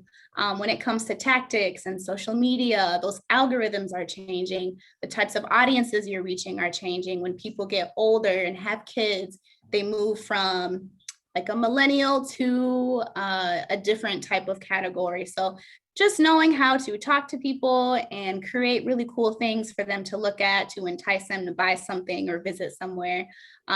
It's always evolving, so you definitely will not get bored. And then as far as what you should know, if you're looking at anything in marketing or communications, writing and critical thinking is a strong foundation that you do need. I'll show you guys an example in just a second. But knowing how to not only create the content, but think about who you're talking to. So if I'm creating content for a mom with 2 kids, I'm going to talk to her a little bit differently than if I was speaking to a high school student or someone who is 18 to 25 with no kids. So you really have to understand the motivation behind their lifestyles and knowing how to target different people with the type of verbiage that you're using. So that comes with practice. I did not know how to do that when I started school, but you learn as you go, and experience is your best friend when it comes to learning things like this. The second thing, always be ahead of the curve. And this kind of goes along with the last thing that I said, that it's constantly an evolving field. You have to want to learn more. So with marketing, you can't stay in one spot and be happy with how things are going. You have to constantly think about what's your next move, what's the next best way to reach your audience, what's the next creative thing that you can do to blow through the noise of social media saturation against other organizations like yours, or products or services. So always learning and being willing to expand your knowledge about those things is extremely important. The next thing is understanding and tracking measurables. So what that means is knowing what you need to track, knowing how to organize that, and then knowing how to present that. So with marketing, it's not always numbers driven, but it is really numbers driven. It can be numbers driven, I guess I should say. It depends on where you work. But for my organization, we like to look at our numbers, but we don't let them dictate my performance, just because, for example, social media is always different. I can put out an amazing picture, and because if it wasn't during the right time of the day, or it didn't have the right verbiage, or broke a rule of Facebook's algorithm, it might not show to as many people. Does it mean it's not a good photo? No, it just means that it wasn't put out at the right time, or there are many other factors that go along with it. So knowing how to balance between looking at the numbers and interpreting your audience and other factors that go along with that is a great skill to have. As far as education, a lot of the jobs in marketing or communications, they do require a bachelor's degree, or I have seen lately that they do add-on and or equivalent experience. So you don't necessarily have to have one depending on the job, but I'm a strong advocate for going to school. I enjoyed my time there. And if you want to have more of an upper leg on other people, that would be a great avenue to go down. An associate's degree, they don't have them as many as specific to marketing, but that would also be a path that you can choose to do as well. And then lastly, never be afraid to exchange your time for experience. I've done a lot of free things, especially in regards to, for the Pistons, I've done free game days where I do interviews with the players and transcribe the coaches' interviews and stuff like that. I didn't get paid, but it was experience that was great to have. I met people that I'm now in their back pocket if they need me for anything. So again, never be afraid to exchange your time for experience. And this is an example of, like I said, knowing how to think critically. So when we closed due to COVID, we had to think about how to tell people that we are closing, but we don't know how long we are. So just really thinking about those things and making sure that we're telling people that we don't have any COVID cases, but we're just trying to take those precautionary measures to keep everyone safe. So again, those critical thinking skills come in times like this. I've never had to do crisis communications, and crisis communications is when something really bad happens, you have to find a way to get your audience back, to get them to have that good relationship with your organization. So this was very challenging for me. We were on a time crunch, but it worked in regards to what we said to the public. We didn't have any questions. And that same thing translates over to when we had to open. We had to make sure that people felt safe coming back to the museum and that they were informed about the measures that we were taking to keep our spaces low risk and to make sure that there is still fun to be had, even though you have to wear a mask. All right, that was a lot. If you guys have any questions, please feel free to drop those in the chat. I'm happy to answer anything. I wish I could talk for a lot longer. I feel like I breezed through that. So if you want me to revisit anything, I'm happy to do that. If you want to see a picture again, let me know. I'm happy to answer anything you guys have. It looks like we do have a question that came in for you. It says, in marketing, is it easier to sell a product or a service? And what is your favorite attraction at the museum? Ooh, those are really good questions. Thank you. So for the first one, is it easier to sell a product or a service? I would have to say a service, only because it's not as tangible as a product. So for a product, let's say I'm buying perfume. I can get that, I can touch it, it's an easy transaction. For a service, you're looking at something that's not as tangible. So you really have to upsell the experience. And that can get really tricky, especially if you're starting out with something new. So let's say I'm starting off a service of photography mentorship. I really have to sell to you why this experience is worth, let's say I'm charging $500. So I really have to make sure I'm using the right verbiage, using the right imagery to really show you what that is to get you to want to purchase it, rather than if I'm selling perfume, you can see the perfume, you smell it, you understand what it is, super easy transaction. And then for my favorite attraction at the museum, I would have to say the streets of Old Grand Rapids. That one, it's a 3/4 recreation of what our city looked like in the 1890s. It's super cool. All of the products in the store are actually from the stores that were operating in the 1800s. So it's really cool to see that up close and personal. And then we also have volunteers in there that interact with you and help you do activities such as creating pills from scratch, or they'll create bookmarks on our printing press. So it's just really cool to interact with them and really feel like you're back in the 1800s in Grand Rapids. We do have another question. I'm not sure if you'll have it or not, but they said, can you show your favorite picture you've taken so far? If not, if you don't have it handy, maybe just describe it and the process and why it's your favorite. Yeah, so I think I can actually go back. I would say this one is my favorite. I lied. Let's go all the way back to the beginning. Whoops. Sorry, guys. It's a little bit distorted because I used it as a background in the PowerPoint, but I love this picture. And why? Because for one, it was very challenging, like I said, to